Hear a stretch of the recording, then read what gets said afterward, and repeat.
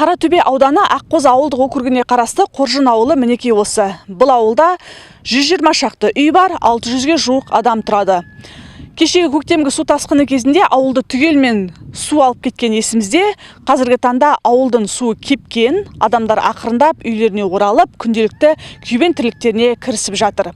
Естеріңізге сала кетейік, Қоржын ауылында 90 жаңа үй салынатын болады. Қазіргі таңда құрылыс жұмыстары басталған. Қоржын ауылы аудан орталығынан 40 шақырым қашықтықта жатыр. Осы жылдың көктемінде еріген қар суы қосылып, ауыл жанындағы Жақсыбай өзені тасып, ауылды су алып кеткен болатын. Кейін төтеншеліктер ауыл тұрғындарын тікұшақпен жедел аудан орталығына көшірді. Бізге су тасқыны 27 наурыз күні таңертеңгі уақытта келді, сағат 11-лерде келді.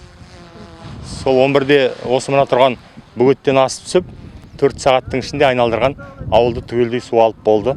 Біздер сол күні кеште эвакуация болып мектепке кетіп, үйімізге бір аптадан кейін оралдық. Біз келгенде оны түгелдей су басып, үй ортасына түсіп құлаған. Қазір ауыл тұрғындары ауылға оралып жатыр. Себебі мал бар, жан бар дегендей. Ауылда барлығы 120 шақты үй болса, 100 үй суға кеткен. Тұруға жарамды делінген 20 шақты үй қалыпты. Қазір ауыл тұрғындары осы үйлерге бөлініп тұрып жатыр. 3 күннен кейін су кетті. Содан кейін бір айдың айналасында ауылды қайтып өзімізге көшіріп алып келдік ауылдың тұрғындарын. Аудан басында мектептің интернаттарында сонда қоныстанды.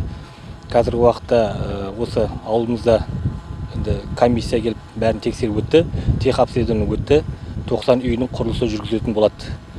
Қазіргі уақытта 72 үй осы тың жерден салынады, қалғаны 18 үй өз орнынан салынатын белгіленіп отыр. Бұл Нұрболат Кенжеғалиев есімді ауыл тұрғыны. Ол өзі және әйелі екеуі де мектепте мұғалім. Су тасқынынан кейін үйі қатты зақымданғандардың бірі. Қазір біздер Аққозы ауылдық округіне қарасты Қоржын ауылында тұрмыз. Міне менің артымдағы үй Нұрболат Кенжеғалиев деген Қоржын ауылының тұрғынының үйі. Өзіңіз көріп тұрғандарыңыздай үй опырылып құлап, ортасына түскен. Бұл үйде тұру мүмкін емес. Қоржын ауылында дәл осындай 90-ға жуық үйді комиссия шешімімен тұруға жарамсыз деп таныған. Қазіргі уақытта ауылда құрылыс жұмыстары басталып, үй салу жұмыстары жүріп жатыр. Қазір осы ауылдың аман қалған бір 20 шақты үй бар ауылда. Соған бар мүмкіндігімізше орналасып, өзім осындағы бір апа жездемнің үйі бар. Миток Дина деген сол үйдің бір бөлмесін осы семьямен алып тұрып жатырмын. Ал басқа кісілер өздеріңіз көріп тұрсыздар, ана жерде әртүрлі ағаштан сарайлар салып алған, ана жерде бір кісілер палаткада жатыр. Не болмаса мектептің 3-ші этажында орналасты. Қоржын ауылында үйі тұруға жарамсыз болып қалған халық өз беттерінше күн көріп жатыр. Ауыл тұрғындары арасында ағаштан сарай тұрғызып алып, аман қалған дүние мүлікті жинап ұстап отырғандар бар. Ал кейбірі сыртта кәдімгі палатка, шатыр құрып алып өмір сүруде. Сондай жандардың бірі Жұмабай Нәби мен Толағай Самалов есімді ауыл тұрғындары. Бұлар құдай қосқан көршілер. Екі көршінің де үйі құлаған. Қазір өздері ағаштан тұрғызған сарайды паналап отыр. Көрдім осы тұрып жатыр. Қазайым жатты жұмыста. Балам бар, үшеуміз осында. Шай ішеміз, тамақ ішеміз, салқында ғой, кішкене ызғары бар. Күнде жылынбай жатыр. Иә, үйіміз суға кетті.